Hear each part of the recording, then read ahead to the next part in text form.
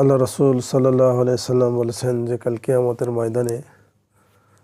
যখন অসহায় যখন বিপদগ্রস্ত ব্যক্তিদেরকে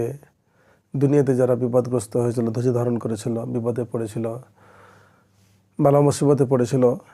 এসব ব্যক্তিদেরকে যখন আল্লাহ রাব্বুল আলামিন পুরস্কার দান করবেন, তখন তাদের পুরস্কার দেখে যারা দুনিয়াতে বিপদগ্রস্ত হয়নি, বিপদে পড়েনি, দুনিয়াতে ভালো ছিল, সুখে ছিল, ওইসব ব্যক্তিগুলো বলবে, আফসোস, দুনিয়াতে যদি আমাদের চামড়াগুলোকে কেচি দ্বারা কেটে টুকরা টুকরা করতে হতো তাহলে আমাদের ভালো হতো। আসলে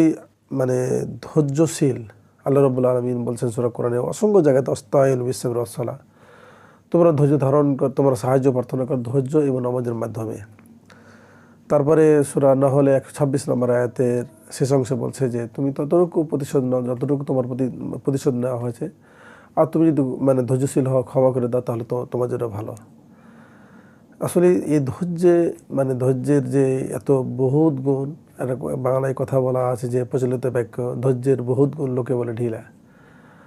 সবরের মেওয়া ফলে। আসলে অসংখ্য কথা আছে। আমরা যদি ধৈর্যশীল হতে পারি তাহলে আল্লাহ রাব্বুল আলামিন আমাদেরকে ভালোবাসবেন এবং আমাদের মনটা অনেক বড় হবে, কারণ ধৈর্যশীল